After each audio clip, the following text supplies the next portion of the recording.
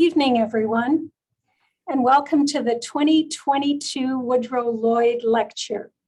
My name is Troni Grand, and I'm the Associate Dean, Research and Graduate Studies in the Faculty of Arts at the University of Regina. On behalf of the faculty and our Dean, Shannon Day, it's my honor to welcome you to this event tonight.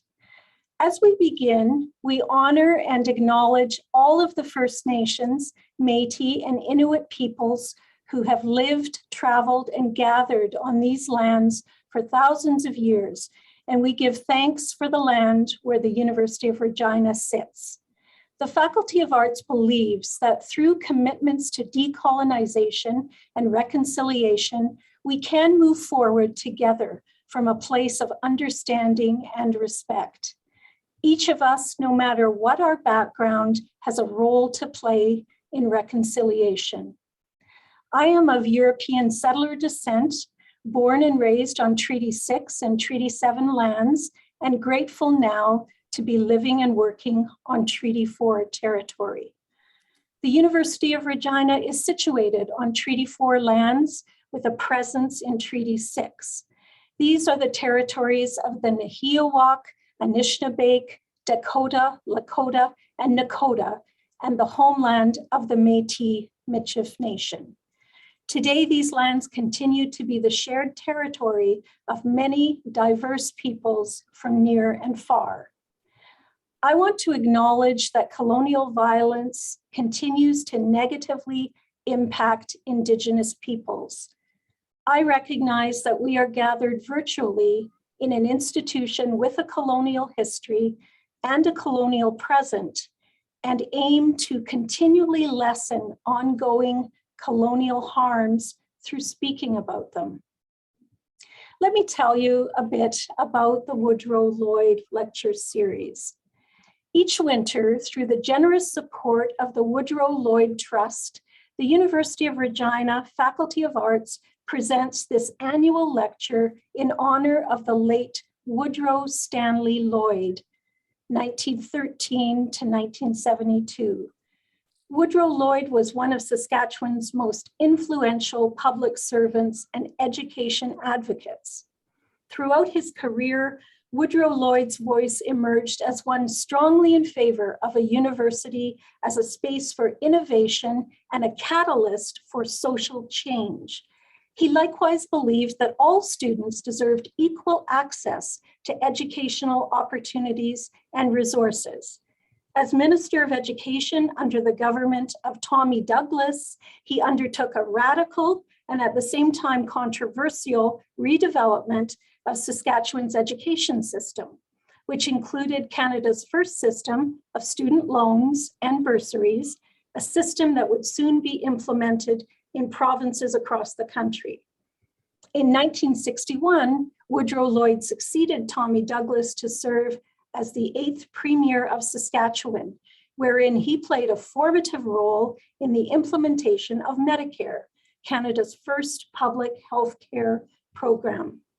In 1963, Woodrow Lloyd laid the cornerstone of the first building on the Regina campus of the University of Saskatchewan, now the University of Regina. In recognition of his leadership and his legacy in the areas of education and public service, the Woodrow Lloyd Lecture was established in order to enable a nationally or internationally recognized scholar, writer, thinker, and/or activist to deliver an annual public lecture on an issue of direct relevance to Saskatchewan.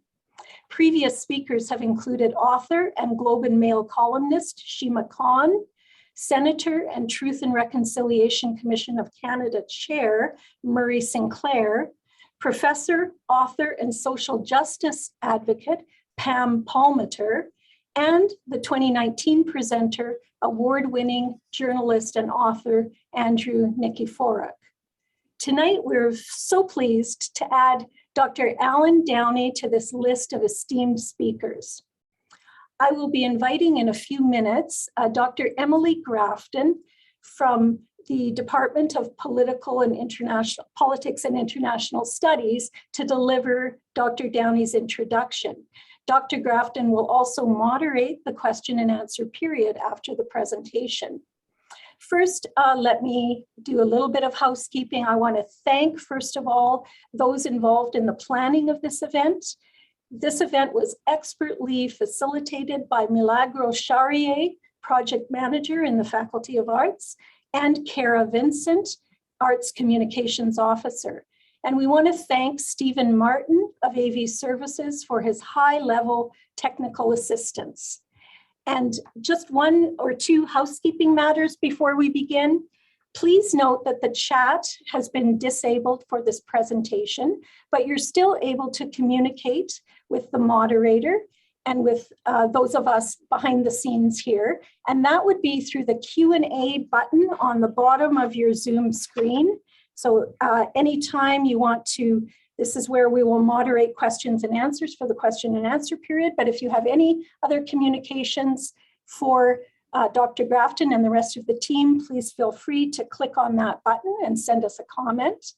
And the second housekeeping matter is it is possible to enable the live transcript function on Zoom. If you click on the bottom right-hand corner of your screen on the CC box, you will see a menu come up where you can show the subtitles, view the full transcript, and you can click on that, show subtitles if you would like to have a transcript, or click on it again if you want to disable that function. So without any further ado, I'm going to introduce Dr. Emily Grafton, who will introduce our speaker for tonight. Thank you so much, Dr. Grand. Hello all. While I can't see your faces, it's wonderful to see so many familiar names of friends and colleagues joining us tonight. Thank you for taking time out of your evening. I am so pleased and honored to be asked to extend a warm welcome to Dr. Allan Downey from the Faculty of Arts. Now, while virtual, I am joining everyone from our Regina campus here in Treaty 4. I'm a member of the Métis Nation and I come from Treaty 1. So while I am a guest in this territory, I am excited to extend a collective invitation to Dr. Downey and the audience to visit in this virtual space. Dr. Allan Downey is Deketh Nakosliwatan. He is an associate professor in the Department of History and Indigenous Studies program at McMaster University. As the author of The Creator's Game, published in 2018, Allan is a recent recipient of the 2019 Canada Prize. He held a Fulbright Fellowship to Columbia University, where he continued to advance his research focused on the history of Indigenous nationhood, sovereignty, and self-determination.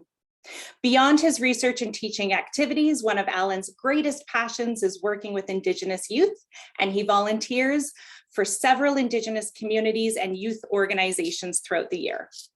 Now, I have come to know Dr. Downey's work in my own political travels through settler colonialism in Canada. And with that, I am enthusiastically excited to welcome our 2022 Woodrow Lloyd lecturer, Dr. Allan Downey. Well, thank you so much for the introduction. Before I begin, I would like to just take this opportunity to thank the Faculty of Arts at the University of Regina and everyone involved in making this possible, and for inviting me to present a small piece of my research. It's an honor to be here, and thank you very much. And thank you to everybody that showed up this evening. It looks like we have some great numbers. I really appreciate it. I'm really excited to introduce you to the history of Indigenous ironworkers. So I'll share my screen with you, looking at what I call resurgent histories. So today, what I'm going to be doing for you is weaving a story, examining how ironworking, this seemingly kind of niche livelihood of building steel structures, and the formation of a small Indigenous community in Brooklyn, New York, beginning in the 1920s, would serve as active sites for the cultivation and reconditioning of Indigenous identities. Specifically, through an examination of Ginyagahaga, or Mohawk ironworkers, who are members of the Six Nations Haudenosaunee Confederacy, and the connected multifaceted role of Indigenous women's work, I intend to demonstrate how this urban space and the skylines formed by Indigenous ironworkers served as a critical nexus in helping redefine and articulate Ginyagahaga nationhood, self-determination, and at times Haudenosaunee sovereignty throughout the 20th century. Furthermore, I'll make the argument that histories such as these possibly can play an active role in the resurgence of Indigenous communities. Okay, what does that all mean? What does resurgence mean? Well, over the past several years, there have been several compelling works in Indigenous studies calling for Indigenous communities to pursue a process of regeneration through the theory of resurgence. As Leanne Simpson argues, resurgence is a set of practices based in Indigenous intelligence systems through which regeneration can take place. Basically, the argument states that rather than focusing on the colonial outside, Indigenous communities also need to concentrate on the Indigenous inside and the regeneration of things like our languages, governance structures, our laws, and culture. As this presentation is set to argue, using a case study of Indigenous ironworkers, there's an opportunity for resurgent histories to play an active role in this regeneration of Indigenous communities and their self-determination. So let's begin 1,800 feet above the city streets of Manhattan, because it was here on May 10th, 2013, workers erected the crowning spire of the One World Trade Center, marking the completion of the first of 6 towers that would replace the buildings destroyed on September 11th, 2001. Atop of that tower stood one of the latest generations of Haudenosaunee ironworkers to follow in the footsteps of Indigenous families who, for the last 140 years, have helped create some of North America's most iconic landmarks. Well, beginning in the 1880s, Haudenosaunee men, particularly from the Ginyagahaga or Mohawk Nation, entered the high steel industry, and soon ironworking became a principal source of employment for Haudenosaunee men who traveled to jobs in Montreal, New York City, Buffalo, Detroit, and other urban centers throughout the northeastern United States and Canada. By 1907, men from the community of Kahnawake, located just south of Montreal, became prominent and active union members in the International Association of Bridge and Structural Ironworkers in Montreal, and would later emulate that in New York City. While in New York City specifically, Haudenosaunee ironworkers first appear in the historical record in 1912, although it's relatively certain that we know they were there earlier. And by the 1920s, Haudenosaunee families from Kahnawake and Akwesasne, just outside of Cornwall, Ontario, were relocating to downtown Brooklyn, where they established the community of Little Caughnawaga, the anglicized name of Kahnawake. Within 30 years, it's estimated that approximately 700 Ginyagahaga Nation members alone, this isn't including other Haudenosaunee or Indigenous community members, relocated to Little Caughnawaga and helped form this new community, which would thrive until the early 1970s. Significantly, from the 1920s onward, Haudenosaunee women played an integral role in the community's formation, acting as critical intermediaries as they operated boarding houses, worked in factories, assisted transient Indigenous workers from across North America, and extended the web of Ginyagahaga nationhood into these urban spaces. Yet, despite their presence in New York City and in other major urban centers throughout North America for more than a century, American popular culture in the 19th and 20th centuries held that these spaces, urban and cosmopolitan, were antithetical to Indigenous existence and largely void of an Indigenous presence. This notion of an Indigenous absence led generations of scholars and policymakers to relegate Indigenous existence and history to the periphery of these supposed sites of civilized sites of modernity, and disregard the central significance that these spaces and associated livelihoods had in cultivating and reimagining Indigenous nationhood, self-determination, and at times sovereignty throughout the 19th and 20th centuries. So by examining the history of Little Caughnawaga and the skylines formed by Indigenous ironworkers, this paper and associated digital animation, which I'll be showing later, intends to demonstrate the elaborate intersection in which ironworking served in redefining and articulating Ginyagahaga nationhood in the 20th century, and to do this as an example of a resurgent history. Here, in these urban spaces, articulations of Ginyagahaga nationhood were transformed through the creation of the post-industrial skylines, as well as through the connected multifaceted role of Haudenosaunee women's work, and served as active sites of the growth and flourishing of Indigenous identities and nationhood. The extension of Ginyagahaga nationhood into this modern urban space is particularly significant when we consider, as Carl Thrush reminds us, that Indigenous peoples, despite having centuries of urban histories before colonization, were physically and conceptually removed in the 19th and 20th centuries from urban spaces that existed on their territories. In New York City, the Lenape Nation experienced this removal firsthand, as this was their traditional territory. These spaces were reframed as quote unquote modern, associated with settler capitalism and cosmopolitanism, and then contrasted with ideas about where the Indian should and would exist with perceptions of Indian authenticity. As Thrush argues, he says, quote, "The city, as the ultimate expression of colonial modernity, seems to offer little space for Indigenous presence. This has been replicated in both popular culture and most academic studies, in which urban Indigenous people, if they're acknowledged at all, are often portrayed as little more than the collateral damage of settler colonialism, as husks, shells, ghosts, and otherwise inauthentic manifestations of some lost past." Contrary to this conceptual erasure, Haudenosaunee community members were at the center of building these iconic symbols and sites of supposed modernity. They occupied these spaces while reformulating their own articulations of identity, kinship, and nationhood within them. So from the beginning, the genesis of the Ginyagahaga entry into ironworking industry owed itself to the settler colonial project of actually dispossessing Indigenous peoples of their lands through infrastructural projects carried out in the name of quote unquote national development. At the same time, the influx of Indigenous ironworkers constituted a counteractive political response by Kahnawake, aimed at maintaining control over their community in the face of seemingly endless encroachments. See, in 1885, the Dominion Bridge Company proposed to build a railway bridge for the Canadian Pacific Railway in Kahnawake, linking the South Shore mainland to the island of Montreal.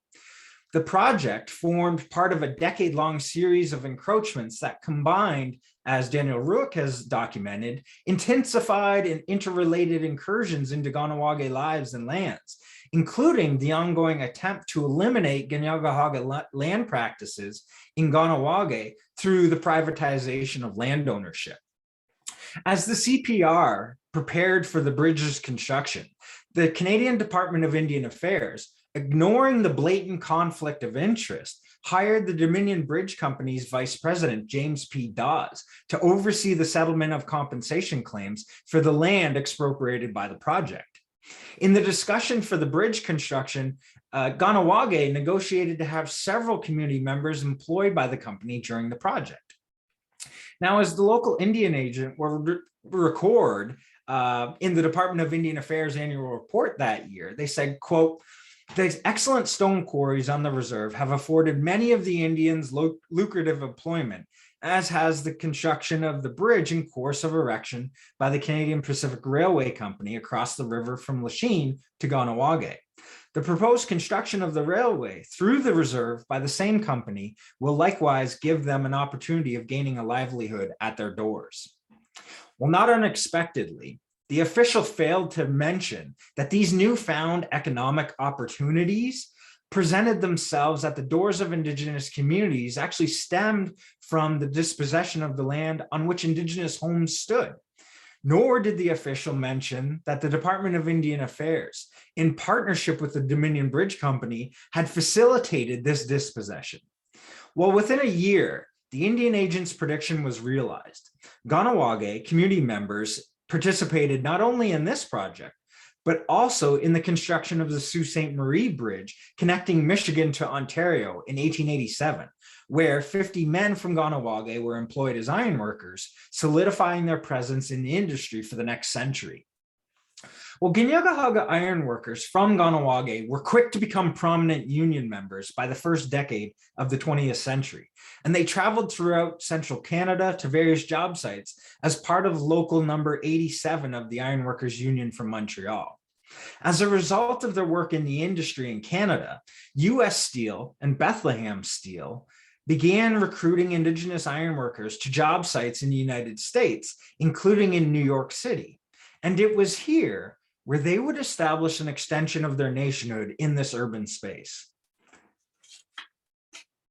So first landing in Astoria, Queens in the early 20th century, Ginyagahaga ironworkers began to congregate in greater numbers in Brooklyn in the early 1920s, where they helped form a new Indigenous community. Located on Atlantic Avenue in the heart of downtown Brooklyn, the offices of Local 361 of the Ironworkers Union attracted Ginyagahaga ironworkers and their families who established themselves within a 10-block radius.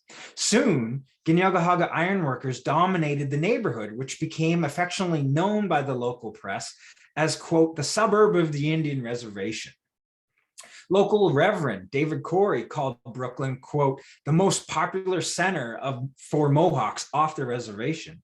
And it would be known to community members as the downtown of Ganawage, emphasizing the link between Ganawage and Brooklyn. Now, this link between Brooklyn and Ganawage would remain central throughout Little Caughnawaga's history. Before long, the neighborhood would feature Indigenous-owned boarding houses. The first one opened in 1920.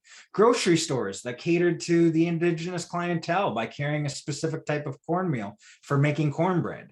The Peculiar Presbyterian Church with sermons in the Ginyagahaga language, Ginyagaha, and 2 taverns that served as a hub for transient Indigenous workers.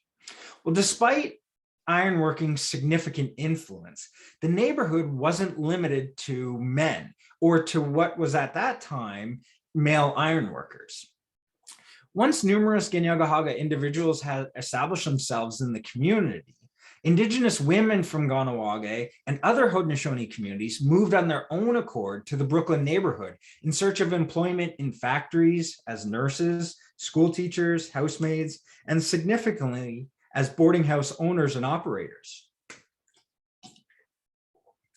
Indigenous women carved their own Indigenous city out of these spaces. For instance, at the age of 18, Little Caughnawaga resident Helen Skye from Ganawage was heralded by the Globe and Mail as, quote, the first and only member of the Iroquois tribe enrolled in the School of Nursing at Long Island College Hospital. Well, according to the newspaper, Skye hoped to retain her language so that she could return to Ganawage as a public health nurse. In this reordering of Indigenous experience and work in urban spaces, Indigenous women found opportunities, but as Mashana Goman points out, they did so within the limiting structures of colonialism, capitalism, and of course, gender. At times, these opportunities were determined by domestic, that is, US settler notions about women, home, private and public spheres. While in other cases, they reflected uniquely Indigenous experiences through which women forged new connections that supported Indigenous culture, community, and identity.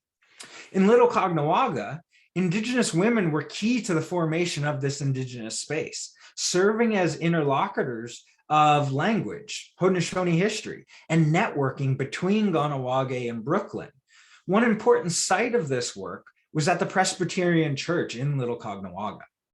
Now, after the arrival of Ganawage community members, the Presbyterian Church quickly became a gathering place for not only Protestants, but also Roman Catholics and Longhouse community members. Known as the church that makes friends, the church drew so many Ginyagahaga congregants but that by 1938, the pastor, Reverend David Corey, who learned Ganyagaha, began offering monthly services in the language and using a Ganyagaha translation of the Gospel of Luke for his sermons. Now, Little Caughnawaga residents, Margaret Lachine and Joseph Skye, would be instrumental in providing the translation and further encouraging the use of Ganyagaha at the church. Maintaining the Ganyagaha language and Ganyagaha culture was a priority throughout Little Caughnawaга's history, as Corey would remember when he stated, quote, "The Mohawks tell me that they want their young people protected from the hazards of the great city. But they also want to maintain their Mohawk language and traditions. They are very proud and want to be known as Indian, even if intermarriage with white mates occurs." Well, key in this endeavor, as Regan Tarbell explains, were the women of Little Caughnawaga who continued to carry on the matriarchal society in this new space and play a critical role in the preservation of the Ganyagaha language and of Ganyagaha culture. It was through their work and through their effort that Little Caughnawaga would become a thriving, quote unquote, Mohawk space or Ganyagaha space. As Brenda J. Child has documented in the case of the Anishinaabe, Indigenous women who moved to urban centers in the 20th century developed new ideas concerning labor, but they did so while reimagining tradition. For Ganyagaha women, that meant taking on new positions, such as becoming nurses or working in factories, while continuing to play an instrumental and traditional role in the preservation of language. As community members, particularly Ganyagaha women, became actively involved in the church, they used this space to help realize their cultural aspirations. 3 women, including nurse Helen Skye and schoolteacher Doris Dybo, became Sunday school teachers. Michael Dybo was elected a deacon, and community members hosted widely popular community events and Indian pageants to raise funds for church activities. Well, in addition to the religious training, the church, encouraged by its new parishioners, placed a strong emphasis on teaching Haudenosaunee history and strengthening the connection between Little Caughnawaga and Kahnawake by establishing a relationship with the United Church back in Kahnawake. As Corey would write in 1955, he stated, quote, "Many invaluable lessons, both for the general field of social and economic adjustment and for the more specific church interest, may be learned from the Kahnawake Brooklyn experience, a relationship existing for some 15 years.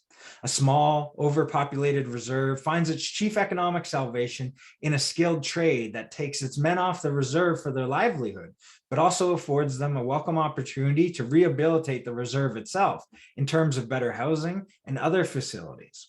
2 churches, one on the reserve, the other in this new urban area, have established a mutually helpful reciprocal relationship. Perhaps Kahnawake and Brooklyn have indicated in both economic and ecclesiastical terms a technique for conserving the values of the reservation and adjusting to modern life." The significance here isn't that Little Caughnawaga was defined by a relationship to the church. Certainly, the majority of Little Caughnawaga residents were not active in this institution, as the Indigenous congregation only numbered around 50 individuals. Rather, the sum of all these parts, teaching Haudenosaunee history, using the Ganyagaha language, the work and effort of Ganyagaha women to reimagine tradition, and reinforcing connections between the 2 communities, underscore community members' commitment to actually maintaining place-based relationships grounded in Kahnawake as an articulation of Ganyagaha nationhood and made Little Caughnawaga a Mohawk place. Here, in this urban space, Little Caughnawaga and ironworking developed into what Audra Simpson has termed as, quote, "feeling citizenship," end quote, which, despite the workings of the state or of governance structure, is the effective sense of being a Mohawk of Kahnawake. Little Caughnawaga and ironworking, despite having no official status as an extension of Kahnawake and its formation outside of traditional Ganyagaha territory, developed into a Mohawk experience. As Ganyagaha filmmaker Regan Tarbell describes, the legacy of ironworking and Little Caughnawaga became a significant piece of Ganyagaha family life and an extension of Ganyagaha identity.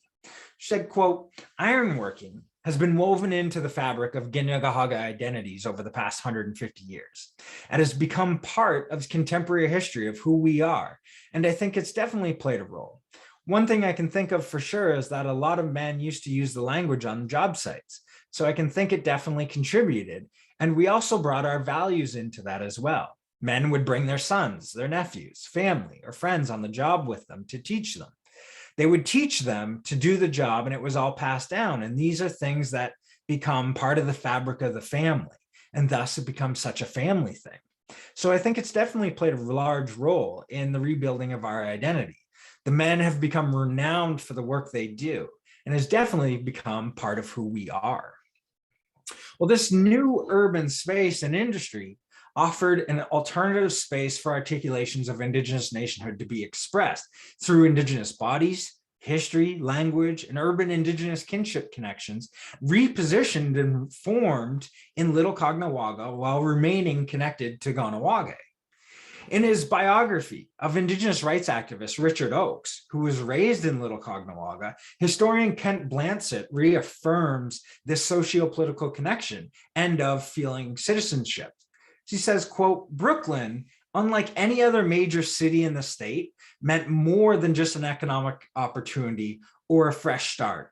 It meant keeping her, Irene Oakes, the mother of Richard Oakes, children closely tied to their culture within a thriving Mohawk city." See, to Irene Oakes, according to Blanchett, Little Caughnawaga was effectively a Mohawk place. While Little Caughnawaga may have been unique as a Ginyagahaga site, Indigenous urban spaces, as Rena Ramirez has shown, often serve as hubs that offer a mechanism to, quote, "support Native notions of culture, community identity, and belonging away from tribal land bases." This was the case in Little Caughnawaga too, where Ginyagahaga people who lived there saw both the community and ironworking as representing cultural traditions carried on in a new place. As one Little Caughnawaga resident remembers, quote, "When you live in that community, I'm talking about a community where everybody helped each other, everybody sought to each other's needs. When you live like that, it's not a question of whether we're sacrificing our men for something that is dangerous, ironworking. It's not. He has to go to work. Hundreds of years before that, they would go hunting for days, maybe even weeks at a time. So it was kind of the same thing. It was cultural. It was a tradition of where the men did things together. Don't forget, Mohawk are a matriarchal society, so the women are the backbone of the nation. While in this instance, Little Caughnawaga and the presence of Indigenous families were not merely an example of Indians in unexpected places, inverting the Indian authenticity. Rather, this urban space was being claimed, at least temporarily, as a Mohawk place to which Ginyagahaga nationhood extended, and Ginyagahaga tradition could and did take place.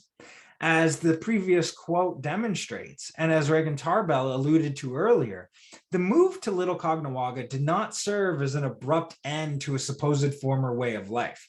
Rather, through the work and effort of Ginyagahaga women, it witnessed the carrying on of tradition, the continuation of Ginyagahaga matriarchal society, and the preservation of language. All of this would further be supported by a series of networks established through the local taverns. Within Little Caughnawaga, several local taverns, serving as a kind of hub described as by Ramirez, were instrumental in connecting the community back to Kahnawake.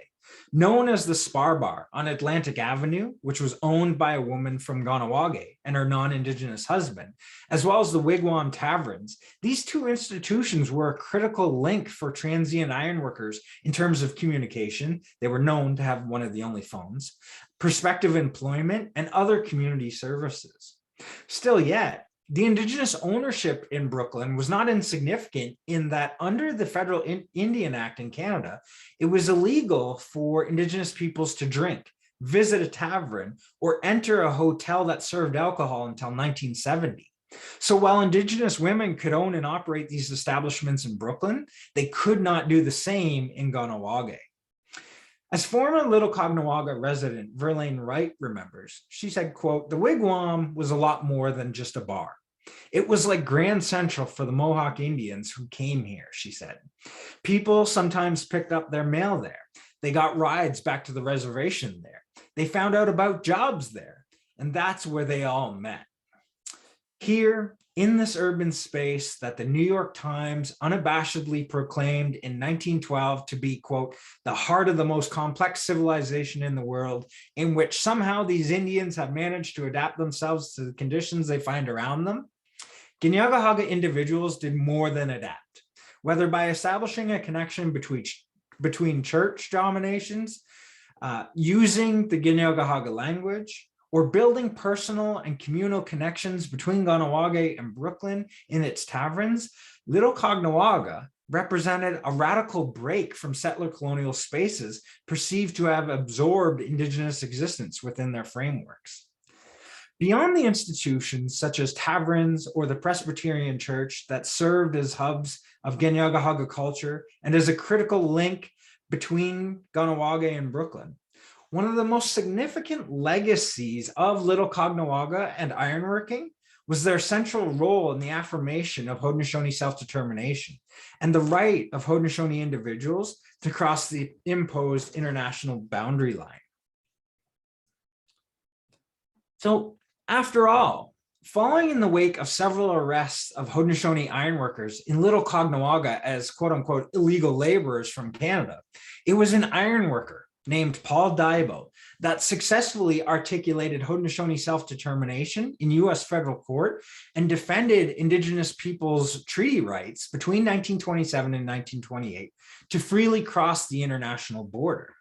Now, due to the introduction of the 1924 Immigration Act in the United States, which sought to limit immigration from Asia and Southern and Eastern Europe, Indigenous peoples crossing the imposed international boundary were also targeted and now considered trespassers and illegal aliens. Following in the immediate months of the Act's passage, the US Department of Immigration began arresting transient Haudenosaunee ironworkers that had crossed the border, which was featured prominently in the New York Times. For instance, in the early summer of 1924, 3 Ginyaga ironworkers were arrested in New York City by the Bureau of Immigration, claiming that they had traveled from Kahnawake illegally as strikebreakers and were charged under the new immigration and alien labor law. In response to the increasing obstruction of their sovereign border rights, several Haudenosaunee community members throughout the Confederacy, particularly Clinton and Elizabeth Rickert from Tuscarora, just outside of Niagara Falls, New York, and David Hale from Six Nations of the Grand River, just outside of Brantford, Ontario, mobilized to fasten the Haudenosauneen's right to freely cross the international boundary line, as guaranteed in the Treaty of 1794. As Rickard stated in his autobiography, said, quote, "Our people were continually stopped when trying to cross the border, despite the fact that no order had come from Washington to bar Indians. Just the contrary, in fact, for the letter I had from Immigration Commissioner Hall indicated that Indians might be admitted on a temporary basis. This discrimination against our people was directly the result of race prejudice on the part of some immigration officers. They held the power, and they were using it to humiliate us." Well, over the course of 1925, the Rickards began writing letters to the Bureau of Immigration, Indian Affairs, and US senators to harness political support to assert their arguments. In the following year, Clint Rickard and David Hill co-founded the Six Nations Defense League, with its main objective to, quote, "redeem our border crossing right as they were before the border became restricted." While the Six Nations Defense League was a new organization, it actually followed in the wake of an earlier sovereignty movement led by Diskaihe, Levi General, and several members of the Confederacy Council and Six Nations, that is, the traditional leadership of the Confederacy, in the early 1920s that eventually led them to famously appear before the League of Nations in 1924. As Clinton Rickard would later recount, he would state, quote, "For my part, I was determined not to rest until victory was won.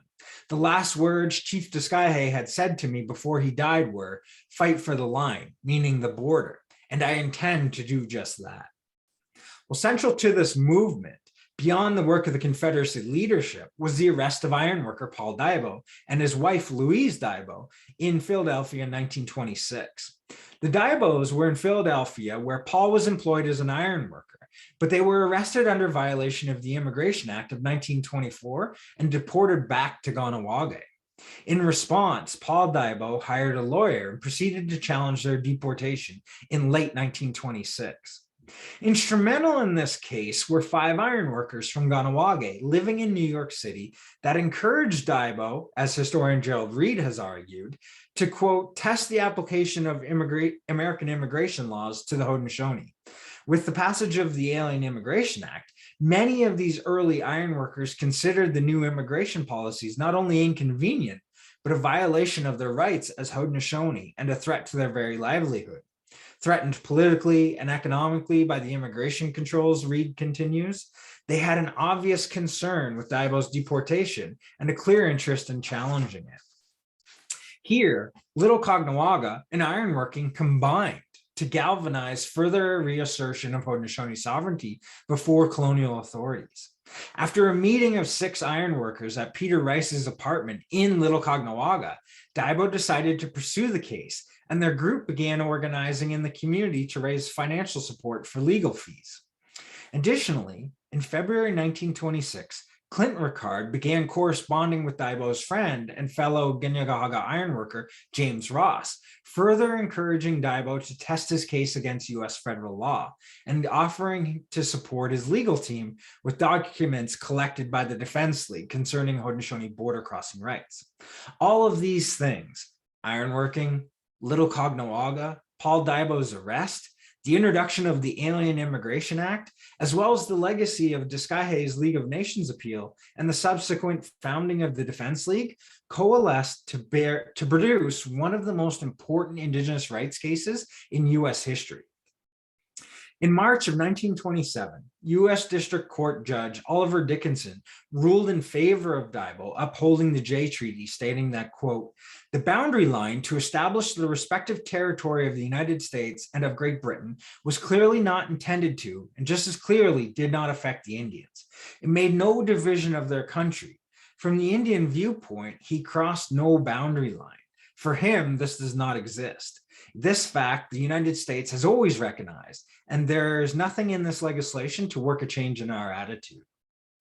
Well, of course, during this time, as Audra Simpson has argued, these Haudenosaunee actors were not simply engaging in a struggle for recognition from the nation states of Canada or the United States. Rather, they were articulating their sovereignty and refusing the exclusive and absolute sovereignty of these 2 nation states and their borders. Through Haudenosaunee movement facilitated by ironworking and these various sites of political activation, Haudenosaunee people were asserting their own borders and their right to self-determination. So simultaneously, as members of the Confederacy were attempting to articulate their sovereignty in U.S. courts and the international arena, Ginyagahaga community members were forming an extension of their nationhood in New York City by creating the community of Little Caughnawaga. The industry for Haudenosaunee community members wasn't simply an urban cultural adaptation of individual and collective adjustment, so often portrayed in the literature. Rather, ironworking, including the associated work of Indigenous women in the community, and Little Caughnawaga were an active and contemporary extension of Ginyagahaga nationhood.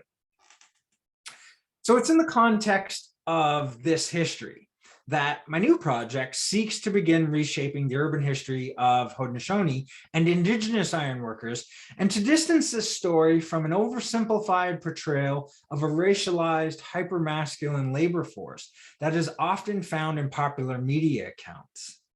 It's the stories that extend beyond those captured in iconic photographs atop of these skylines that I seek to tell.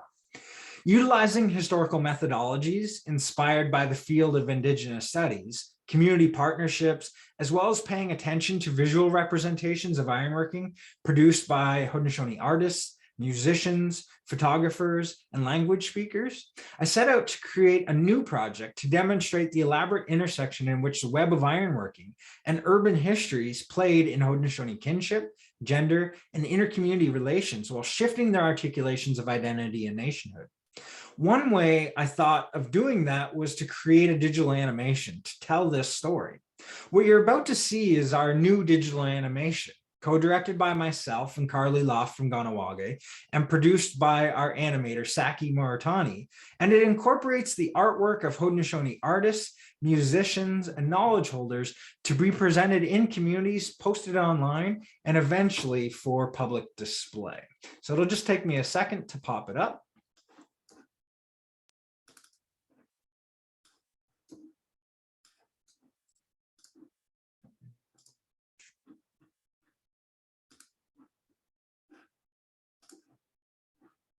Great.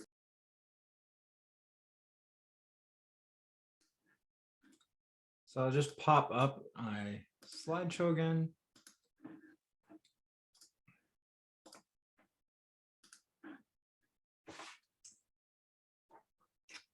So the story behind the video serves as one representation of the experiences of Haudenosaunee ironworkers, specifically the Ginyagahaga from Ganawage.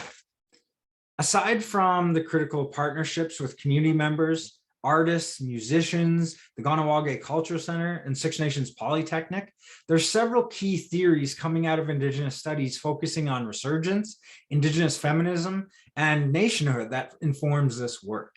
In particular, the video seeks to act as an intellectual exercise that engages the work of Leanne Simpson and reform a resurgent history. That is, it's an attempt to re-empower histories that focus on the growth of the Indigenous inside and craft a story that demonstrates Indigenous history can and does exist on its own terms, similar to what Robert Warrior has coined as an intellectual sovereignty. The music in the video is from former Ganawage ironworker Don Patrick Martin, who combines traditional longhouse songs with contemporary country and classical piano. Also seen here is the artwork of Marcy Miracle from Tandonega, Martin Loft from Ganawage, and Victoria Ransom from Six Nations, who all have connections to ironworking. In doing so, it was our hope that this will help contribute to a further reclamation of this history, these spaces, and to counter the invisibility of Indigenous peoples in urban spaces.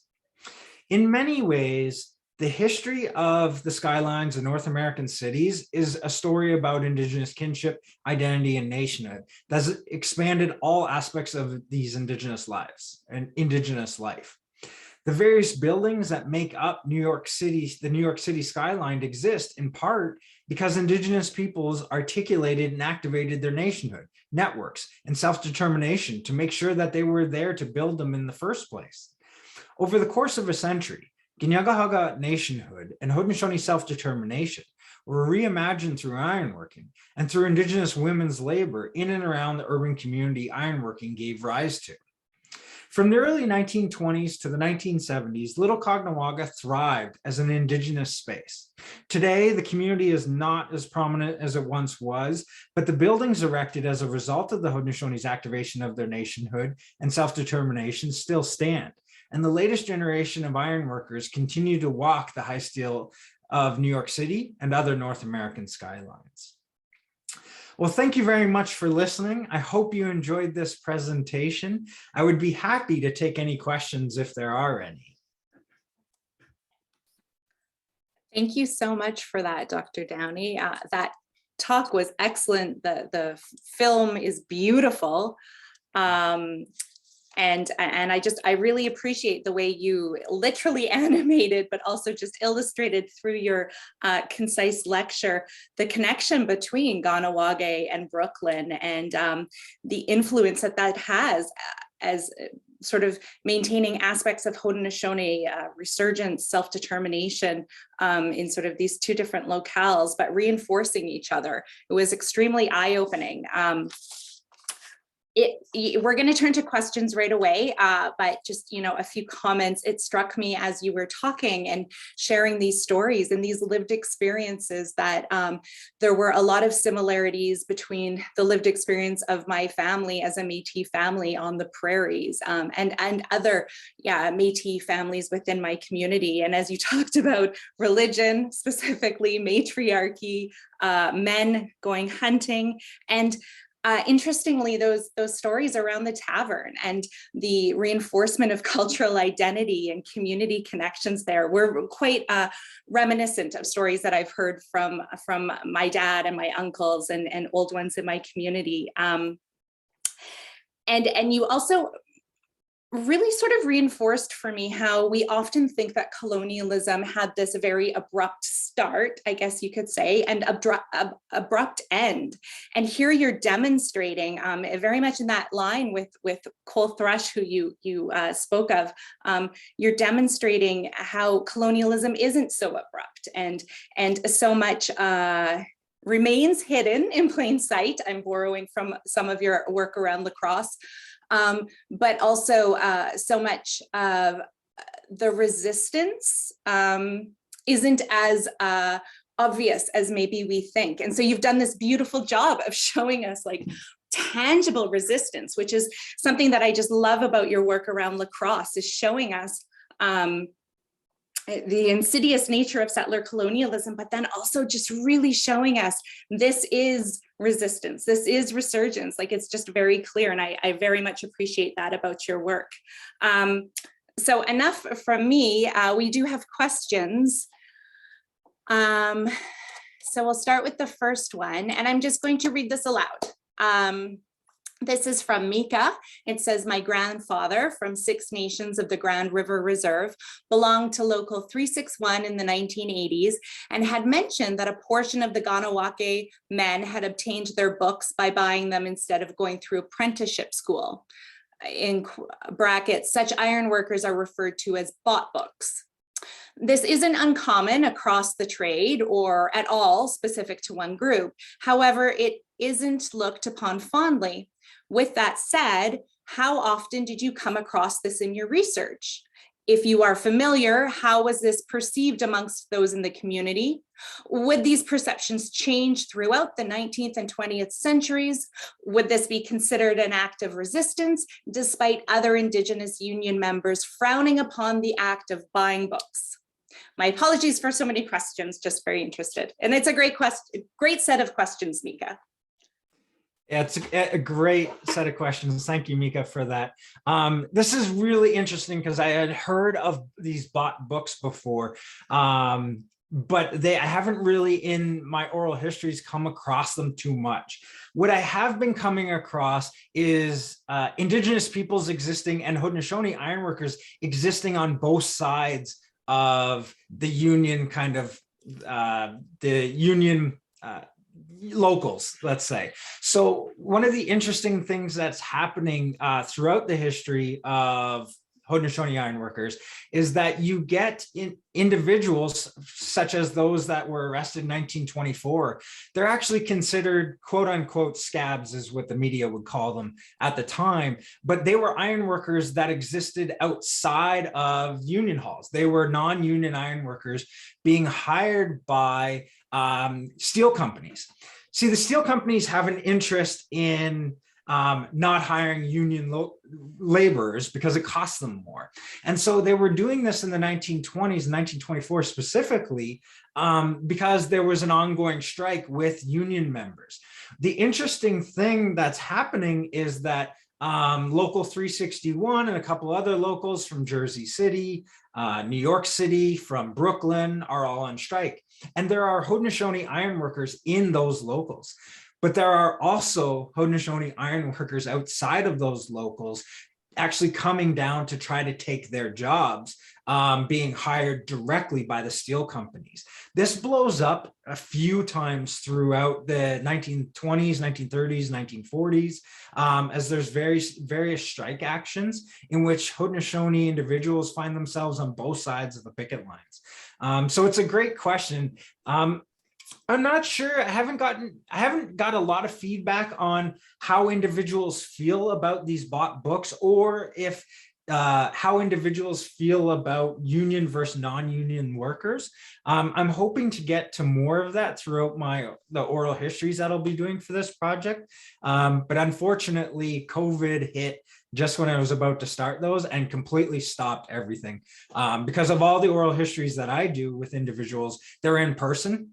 And make a point of making them in person for a variety of reasons. But so unfortunately, I haven't been able to get to that yet. But I really appreciate the question, the set of questions, because they're incredible. Thank you very much. Okay, so this next question is from Jan, and it just says Rotino Sinon family. I don't know if that's not familiar. Anything? Not familiar with it. No. Unfortunately, no, not that I've come up in any of my searches. But yeah, so not familiar. Okay. So the next question is, has Ganawage benefited materially from this generation's long Indigenous relationship between New York City and Ganawage? Yeah, certainly there has been a lot of benefits to this. One of the major things has been that ironworking is really kind of a lucrative trade compared to working at stone quarries, working and farming. And so there's a lot of material things that have come out of this. Particularly, there's been, I'm finding newspaper articles and older interviews, pre-recorded interviews discussing how that money found its way back into the community to build and support things and programming in the community.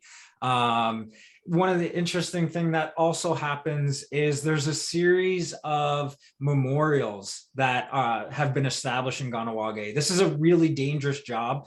And famously in 1907, a bridge collapsed just outside of Quebec City that ended up killing numerous Ganawage ironworkers. I think it was 33, if I remember off the top of my head correctly.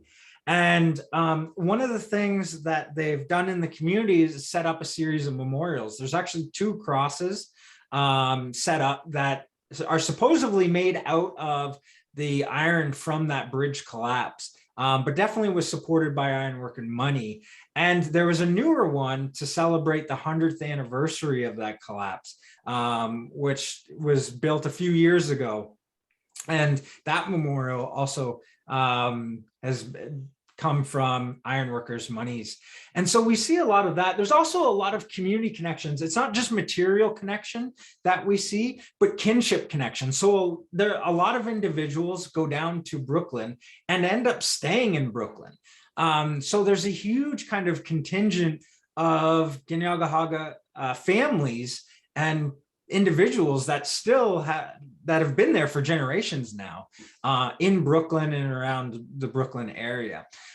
You also get a lot of nurses, for instance, and school teachers that go down there and get their education there while they're there. A lot of this pops up in newspaper articles about Indigenous women that are serving as nurses actually go down to Brooklyn and find their way through nursing streams down there. Others go to work in factories.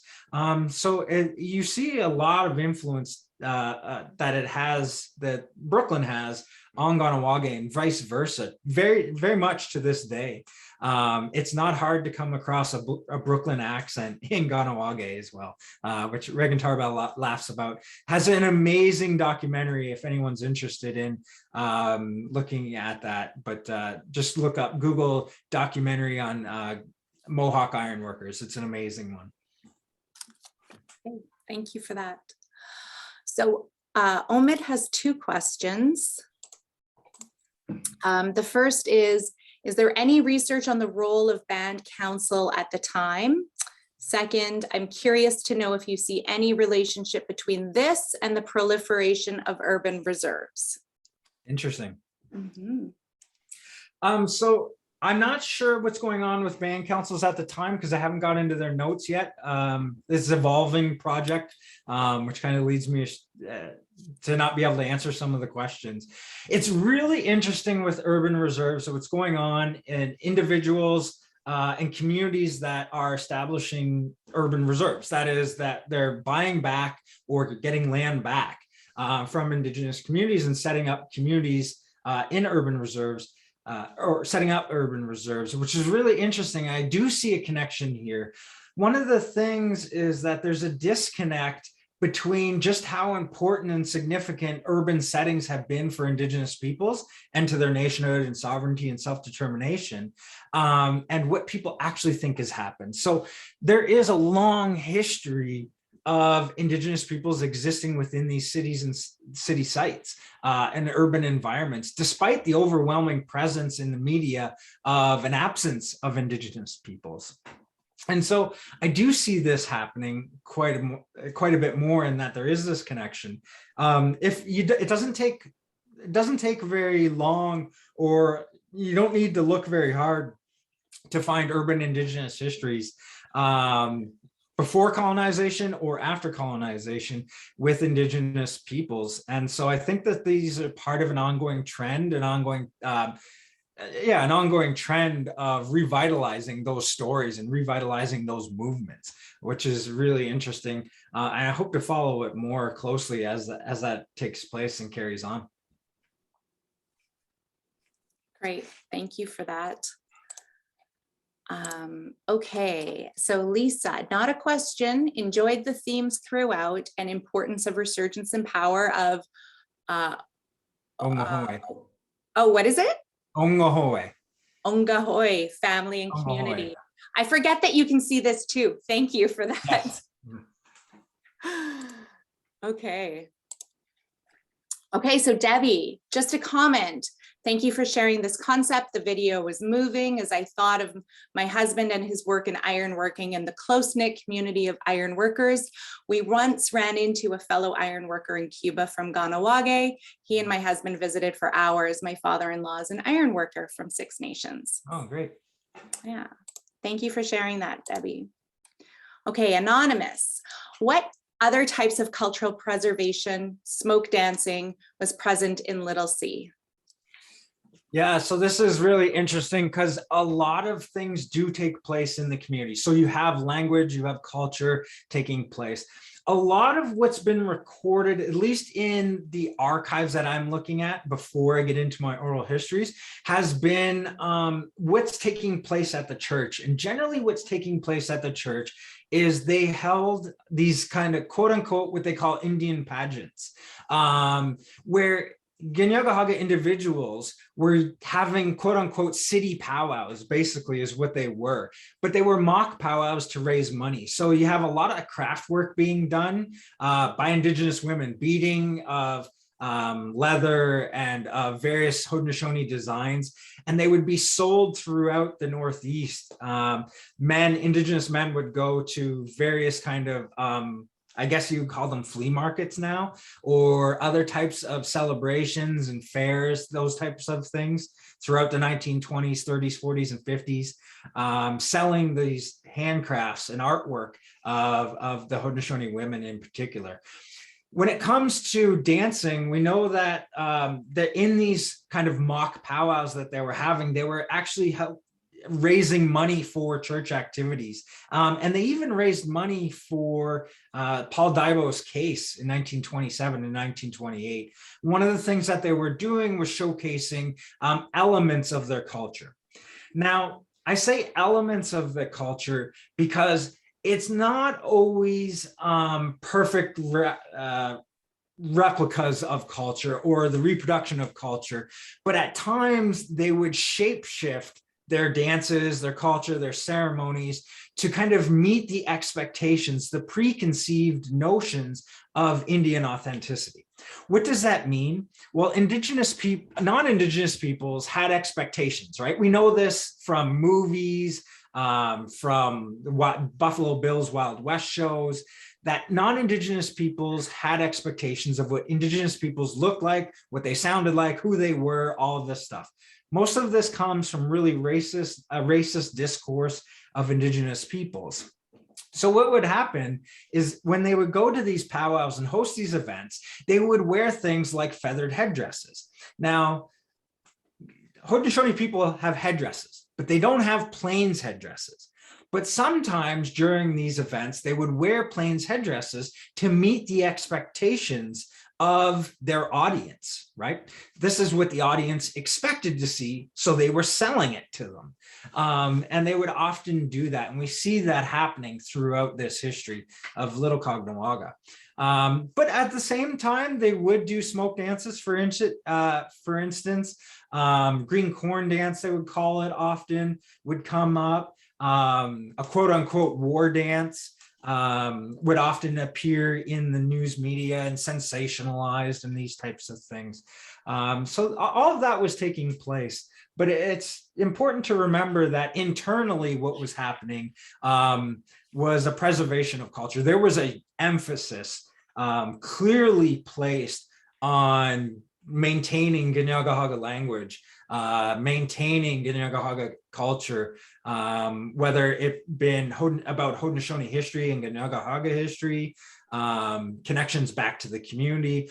All of that was clearly emphasized in Little Caughnawaga's history.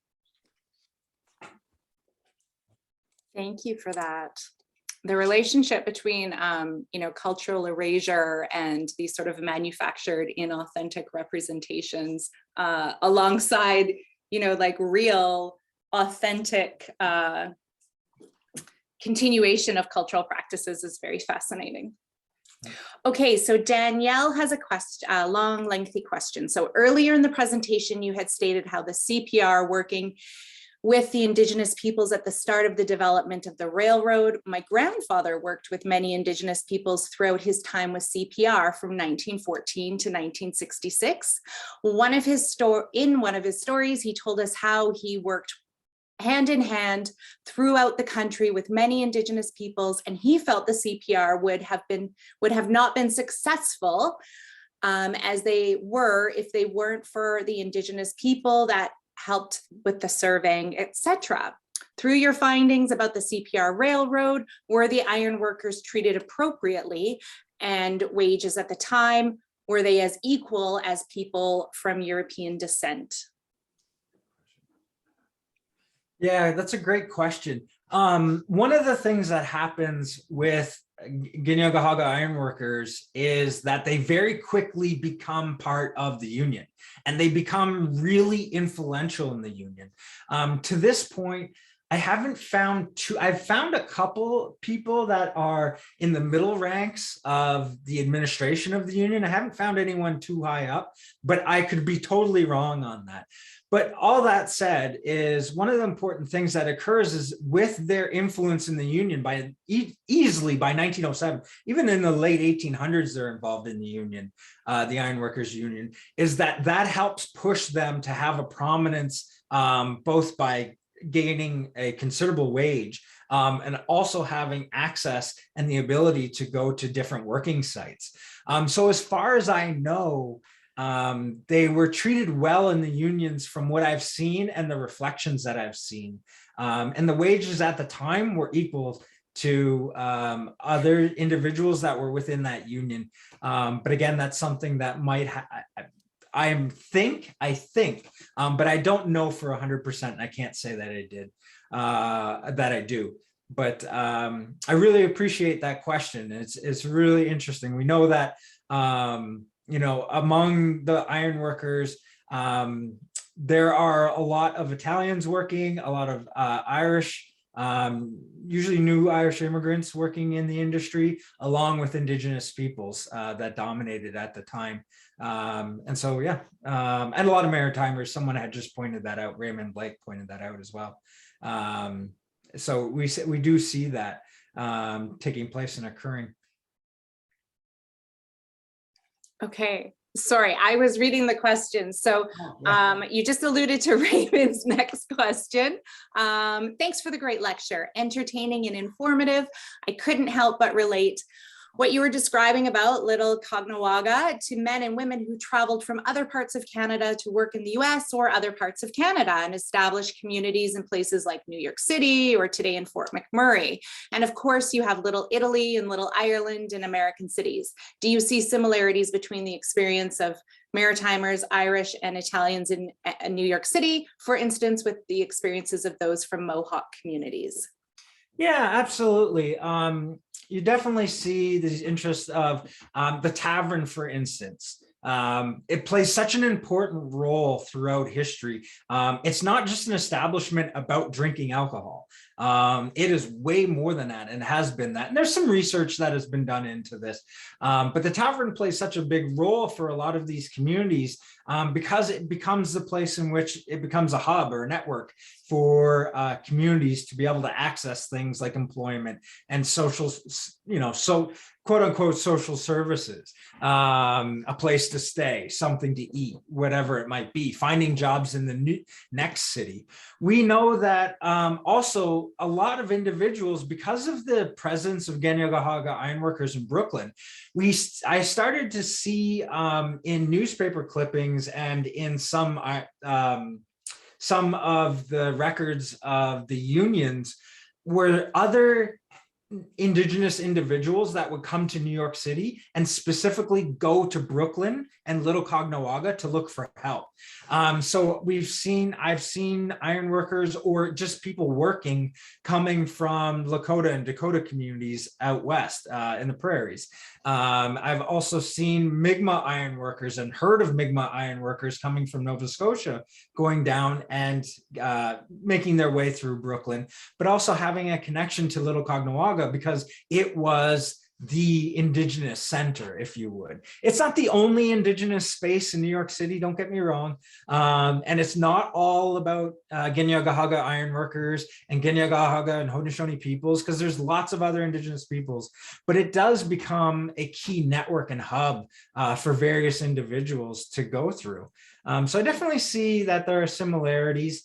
There are some differences in that the way in which there's an extension here, a conscious extension of nationhood that's forming within this community, that they are trying to maintain what it means to be Ganyagahaga. And what it means to be part of the Haudenosaunee Confederacy. And that exists in this central hub that is Little Caughnawaga, which is really interesting because it becomes a launching point, at times another launching point of the way in which Indigenous peoples are trying to activate their sovereignty. And so we see that in the case of the cases against Haudenosaunee ironworkers and them getting arrested and it becoming part of a big US federal court case. So thank you for that. I really appreciate that question. Okay, just an announcement that we are going to cut off questions after we've gone through what's already posted. So Lynn's question is the last one. So I'll turn to Adam. Hi, Adam. So he says, Sago, I grew up on 6, live in Regina now. My dad and most of his brothers, my friends' fathers, and a few cousins were or are ironworkers. Just wanted to say it's so weird to hear all of this in an academic context. Nice. Thank you for that, Adam. Nice to see from you. There was the next question was about, somebody had asked earlier about Haudenosaunee as opposed to Haudenosaunee.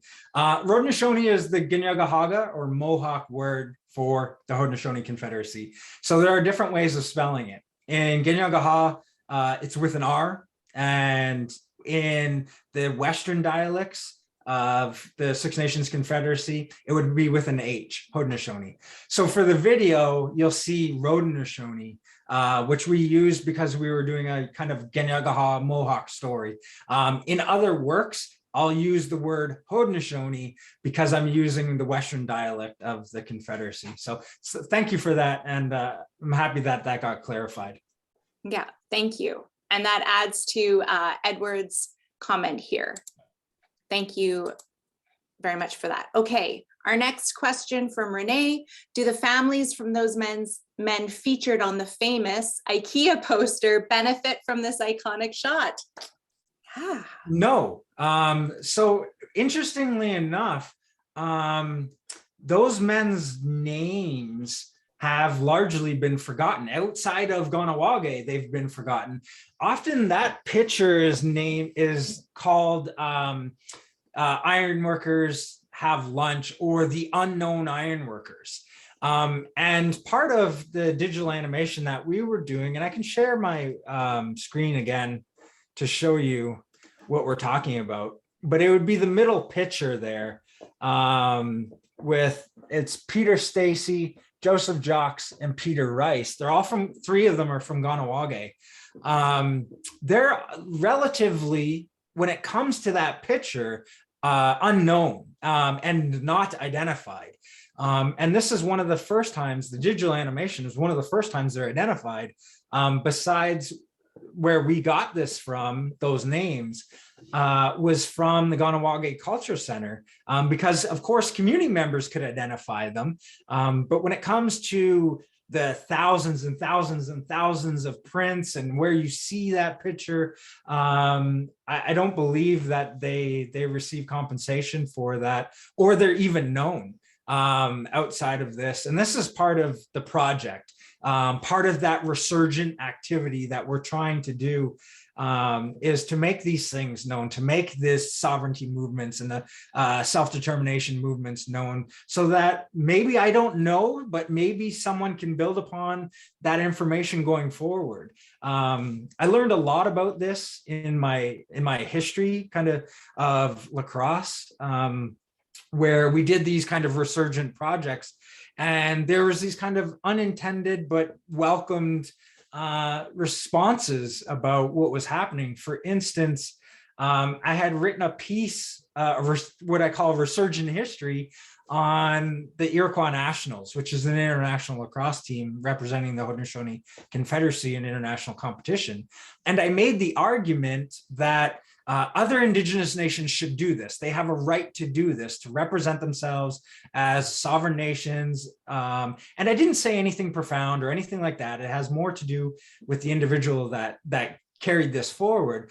But I got contacted by an Anishinaabe team that said, hey, we want to start something up like the Iroquois Nationals did as part of this resurgent project. And we want to start our own sovereignty movement through lacrosse. And so it had nothing to do with what I had said or what I had written, and just I was just lucky enough to record this amazing history by this amazing group of individuals as a resurgent history, as a resurgent project. So I'm hopeful that those type of outcomes will happen in this project, where individuals get recognized, they can see themselves part of this project. The last thing I'll say about that is that all of the information that we're collecting, I have research assistants helping me, we're gathering it to be deposited into a digital database where Indigenous families can go and look up their families' names, or look up buildings that they might have worked on, or look at the union records that exist on this. So we're doing that. That has become, it's been about 3 years I've been working on it. It is very, very, very time consuming and very expensive, that I'm finding out. So we're working our way through that, but we're hopeful to have that going in the next year or two. So, yeah. Great. Well, Renee, thank you for that question. And thank you for adding, that element, that component to your research that we missed in your presentation. That's really interesting that there's sort of this repatriative component to what's going on here. Okay, so our second last, so Jan said, thank you for clarifying. And then our last question from Lynn, thank you for your presentation. I especially enjoyed the video and music of Don Patrick Martin. My grandfather, Joe Jocks, was a longtime iron worker and resident of Brooklyn beginning in the 1920s. Question, have you ever come across any letters from young men to their mothers back in Ganawage? It's a great question. And thank you very much, Lynn, for it. And thank you. Lynn has actually helped me throughout this project. And I see a lot of Ginyagahaga and Haudenosaunee individuals that came to watch the presentation. So it's kind of neat to see a Haudenosaunee contingent taking over Regina in a virtual way. Of course, I'm just joking, but no, I actually haven't come across those letters. Those I would assume would be in the personal archives of community members, and if people are willing to share those, I hope to come across things like that as I get the project going. Hopefully COVID will allow some of this personal networking to happen and to take place. Up until this point, the last 2.5 years, it's really kind of stopped that and stopped me from allowing me to do that. So I'm hopeful to come across things like that. Amazing stories. One of the things I am coming across a lot of is photographs. A lot of Indigenous families with photographs outside of Haudenosaunee Ironworkers, which is what I'll be going on to next. Is there's an amazing contingent of Ginyagahaga ironworkers, but there are also Indigenous ironworkers from across Turtle Island that get involved, especially after the 1970s in ironwork. And I'm really hopeful to kind of talk about those stories. But anyways, my point being is that I've been getting a lot of photographs from Indigenous families, which I really appreciate, telling amazing stories about their time in Detroit and Buffalo and Brooklyn and elsewhere, places like Chicago and LA, where other Indigenous community members went to work in ironworking and the construction industry. So thank you very much for that question. As a mother myself, I very much appreciate the question, Lynn, and would like to see those letters. Well, we've come to the end of our time. Dr. Allan Downey, thank you so much for this gift this evening of intellectual discourse, visual stimulation. The work is beautiful and it's very interesting, and I imagine challenging to sort of bridge this intellectual work and these creative outlets as well. And so thank you for sharing with us all of this work that you've done.